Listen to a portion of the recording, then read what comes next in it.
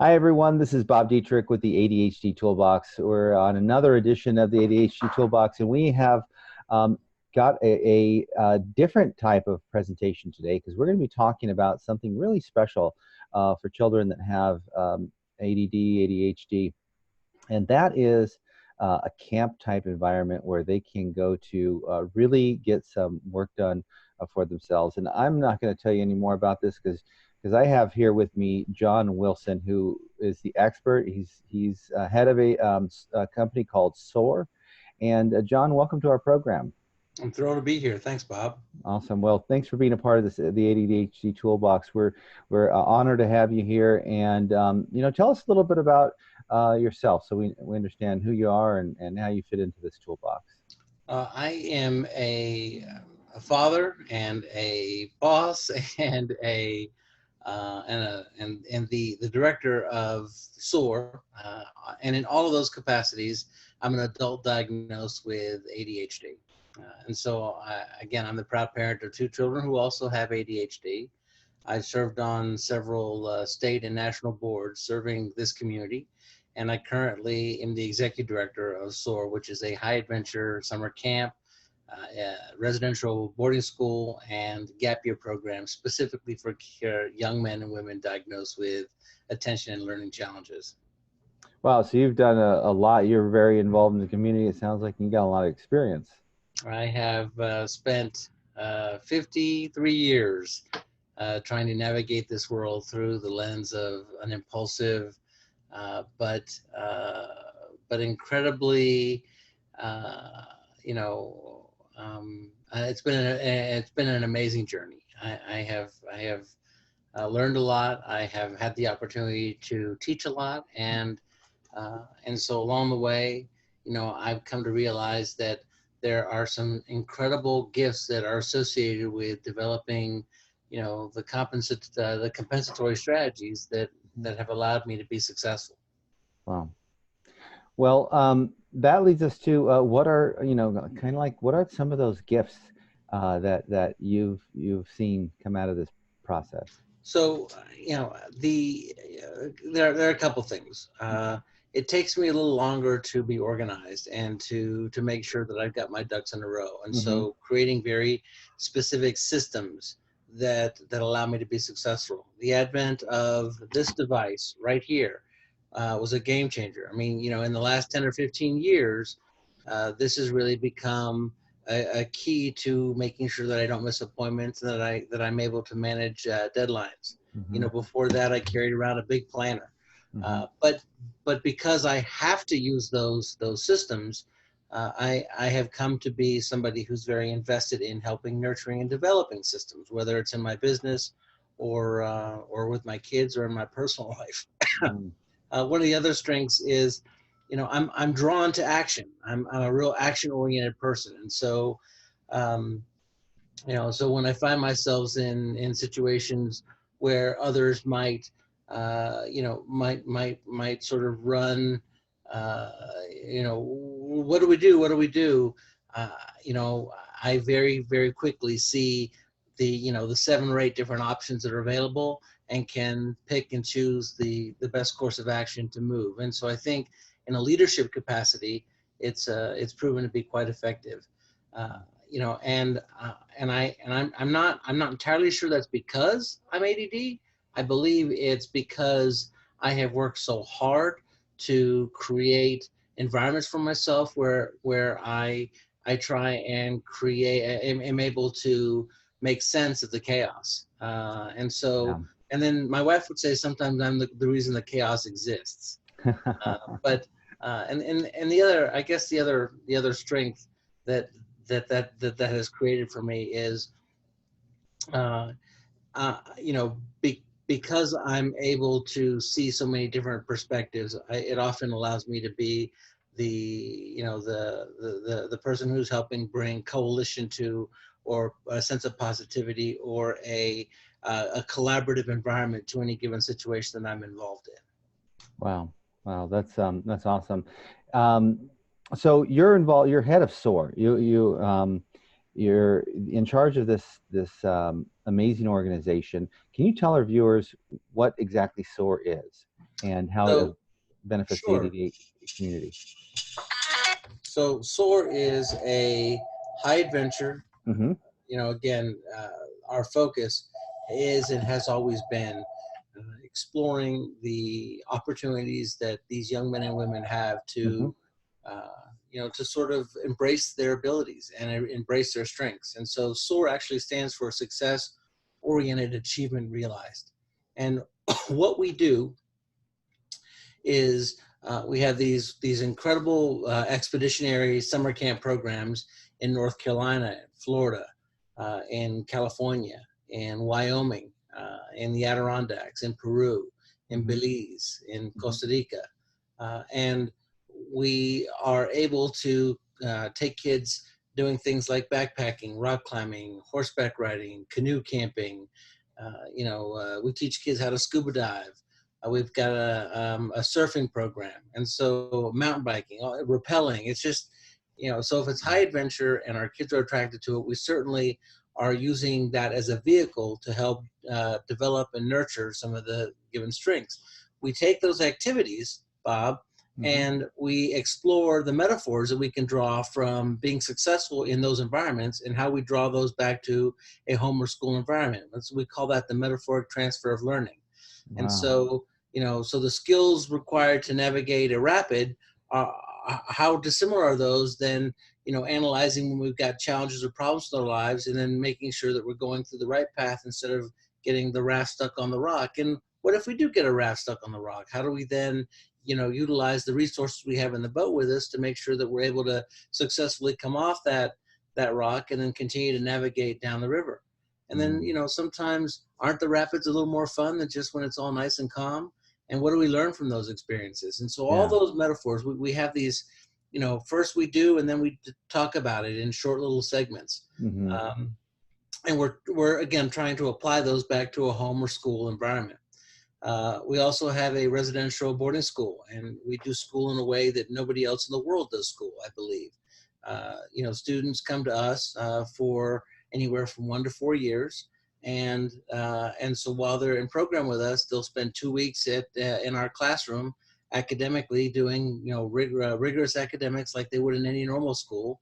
Mm-hmm. And then we'll create these academic packets, and they'll go off on these 2-week expeditions, like down to the Florida Keys, and become scuba certified and study the environmental habitats of marine life, or headed out to Yellowstone or Big Bend National Park.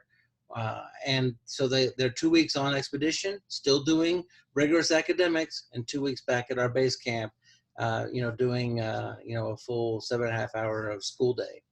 Wow. And then finally, my last program is the Gap Year program, and I host young men and women that could use another year or two of maturation before embarking on whatever is next, whether it's going to be trade school or a trade or college. Mm-hmm. And typically these are, high achieving, intelligent young men and women that, just need one more year. And that program consists of, how do I budget? How do I plan meals? How do I develop a personal maintenance schedule that helps me be the best me that I can be? Right. How do I write a resume? How do I do a job interview? Wow. They even dabble in college. They'll do a mentorship in a job site, so they begin to learn what the expectations of what a work environment might be like. And then on top of all that, they get to do wonderful travel on these expeditions, and they'll even do an international trip to kind of get exposed culturally to some other things.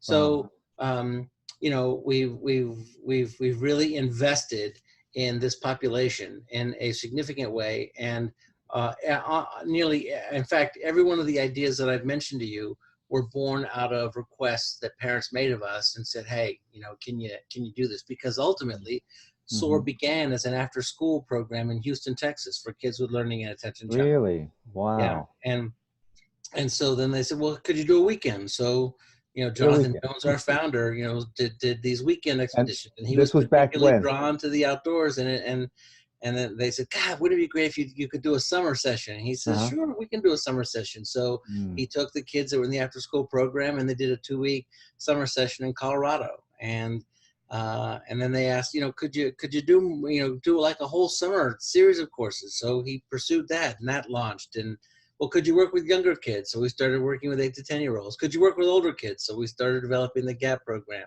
If only you could do school. And so we created a school. And so we've been pursuing those needs and in really remarkable ways. And and in every one of those systems, we're so unlike everything else because we're not a program that said, hey, you know what, we want to be a summer camp. We're a program that from the very get-go said, who are these kids? What are their needs? They tend to be very kinesthetic and experiential in nature. So that's why we're going to use those sort of kinesthetic experiences. They tend to be drawn to adventure. So we're going to incorporate adventure. And that's how we happened upon being an adventure-based program. Yeah. We didn't say, hey, how are other schools doing what they're doing? We sort of said, okay, what would be the ideal way for a kid to learn in a school system? And we kind of made it up. And along the way, we've picked and chosen other things that other programs are doing that we particularly like. But, but I would let you know that if you tried to search the internet to find something like we are, it would be impossible. And when we have people come in to accredit us, they simply scratch their head and ask this fundamental question: how are you doing this? And the truth is that that because we've become the largest summer camp program, I believe, in the world that serves this population of kids, it's able to fund a variety of different ways that we can program with kids, and we can be very student centric in how we try and help them achieve their goals. And at the core of what we do is helping young men and women diagnosed living with learning and attention challenges create a sense of themselves that is based on their strengths and their abilities and what they can accomplish versus trying to overcome the problems, trying to have them see themselves as flawed, because ultimately we are not flawed. We are but we can nurture the great and find strategies to compensate for the challenges. Wow, that's fantastic. So what ages then do you work with at this point and in this evolution? So in the summertime, I work with young men and women anywhere from 8 to 10, 11 to 18, and 18 to 24. And so in the academy, you can probably start as early as the age of 13 up to 18. And the gap year program is 18 to 24. Wow. Wow. And then the one program I didn't mention to you, though it's always full, is both, Jonathan, who founded the program, and I will host a family weekend once a year on Mother's Day weekend, where families will come in and the parents, mom and dad, will do side workshops with either Jonathan or myself. And then on Saturday, everybody goes rafting together here in North Carolina. And so it's a beautiful, just review of what are best strategies, what are the opportunities that are available to to help us raise kids in the most remarkable way possible. And one of the things that I go over with that is something we call the SOAR Behavior Management Guide for Families, which are just tricks and lessons learned we've learned along the way. And I believe you and I talked about making sure that something was available for families, and I'm happy to make sure that that if they choose to watch this video, we'll send them a copy of SOAR's Behavior Management Guide for Families. That's fantastic. All right, so that'll be a free gift that you're giving away to anyone viewing this today. Absolutely. That's great. So the link for that will just be below this this video, and just click on that link and you'll be able to go right to that at this point. So, well, that's fantastic, John. It reminds me of personal development programs where you're doing, high ropes and you're taking away different, because the exercise becomes a metaphor, and you're taking away different realizations and aha moments from the exercise that you can use in life to transform yourself. And it sounds like, well, it's funny you mentioned high ropes. We have one of the very few high ropes natural courses in the trees here in North Carolina. And then out in Wyoming, we have a alpine tower. How fun. Yeah. And so, it has a whole host, I think, there's 17 different elements that you can try on the alpine tower. And I'm probably one of the few folks that actually know what ROPES stands for. What's And it that? stands for reality-oriented physical experiences. Oh, you know what? I never knew that. I've been doing this for 20 years. I just thought because there were ropes on Yeah. it. Wow, that's pretty cool. Well, so what type of child or what type of parent works with you? I mean, if you're a parent out there listening, how do you know that this sounds like it might be the right thing for me? Sure. Well, if you believe that your child could benefit by being involved in a program that has a little heightened supervision, Mm-hmm. and the summer camp, we watch our kids much more closely than they do regular summer camp, because we recognize the impulsive nature of students require some energy and effort so our ratio is 1 staff to every 3 to 4 students. Mm-hmm.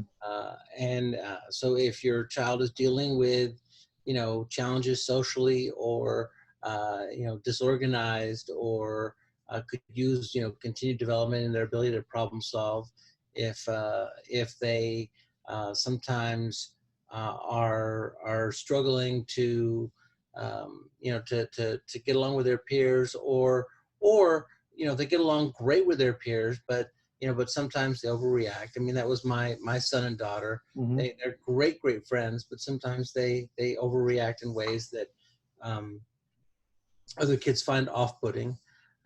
Then most of our kids are either average to above average intelligence. However, that being said, should should a young man or woman need more of a one-to-one setting or have significant behavioral challenges, then we're not the right environment. Um, our primary focus is offering experiential and adventure-based opportunities to young men and women, again, that have been diagnosed with a learning disability or attention deficit hyperactivity disorder, or they fall on the higher functioning end of the spectrum. Got it. So what you're not, it sounds like, is you're not a treatment center. You're not a center for kids that have severe challenges. We are not a therapeutic program in any way, Got shape, or form. We are not a wilderness program that the kids that sometimes people send kids to, Uh-huh. because they're dealing with significant issues. Right. We are a adventure-based, camp, school, and gap year. Got it. Okay. Our kids want to be here. Got it. Yes. Is there anything that you do within your program? For example, I know some of the people that we've had on our program do brain development or neural feedback or biofeedback or things like that, nutrition programs. Is there anything in particular that you do, or do you just focus on the adventure-based?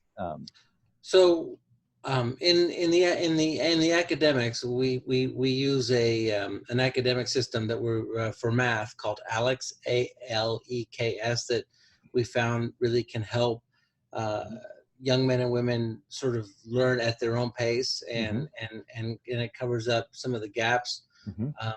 From a nutritional standpoint, we recognize that that it's incredibly important to manage carb intake, and the way that our kids metabolize glucose is different. So we have high protein diets that we do for our kids, but again, we also want to make eating pleasant and fun, and so our most of the meals are kid centric. Got it.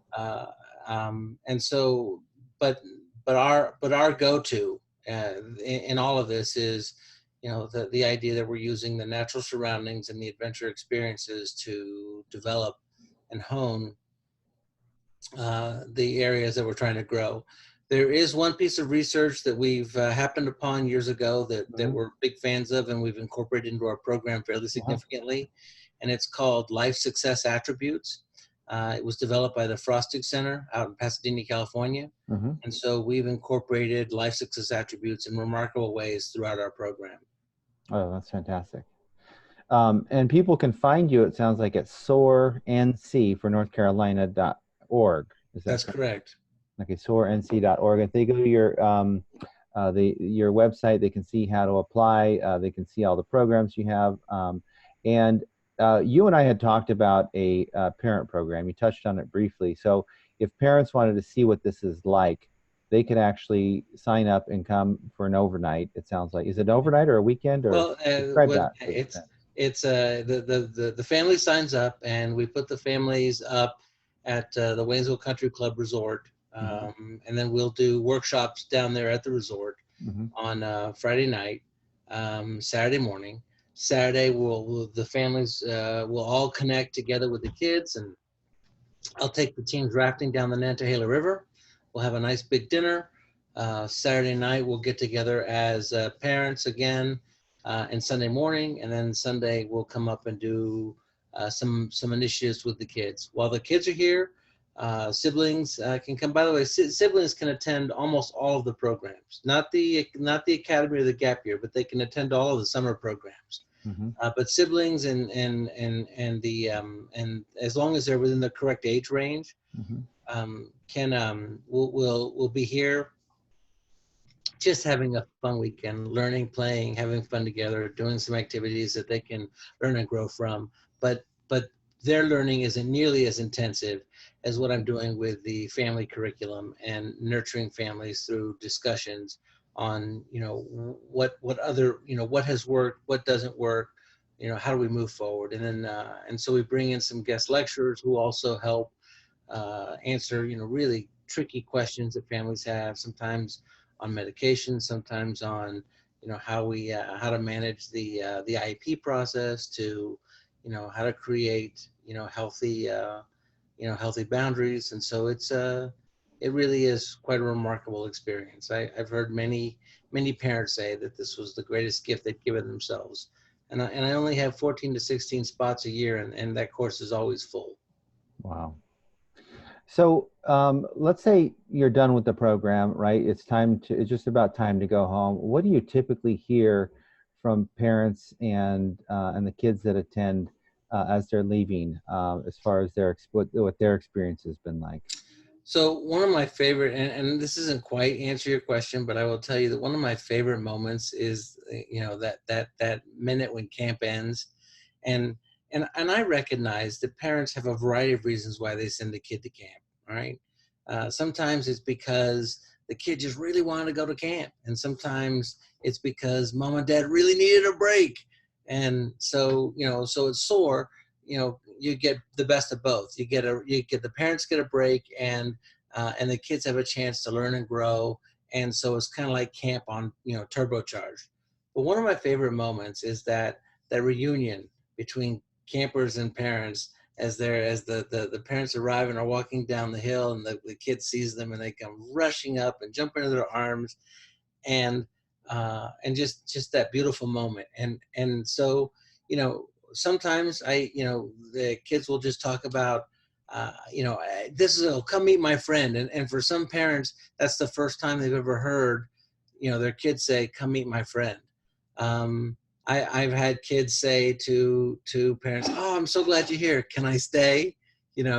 I've had some kids just can't wait to show them around and show them the things that they've accomplished, and come meet their counselors, come meet the other kids in their program. And so, but what I often find is that parents who choose to read, we do a fairly substantial, we call it an achievement report, which is just a review of the successes that we had, along with suggested strategies to continue that success.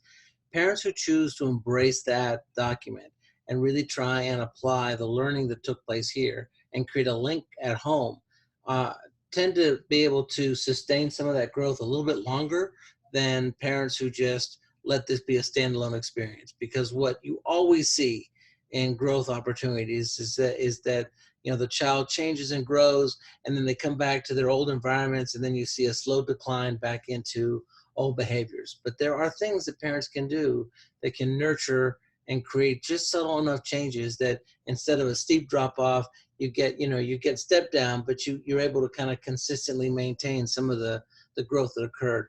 And don't get me wrong, Bob, growth occurs for kids at any summer camp. There's a level of independence. There's a remarkable sense of accomplishment. But Mm-hmm. what we're doing here is so focused on the areas that these young men and women desperately need that it, like I said, it's turbocharged.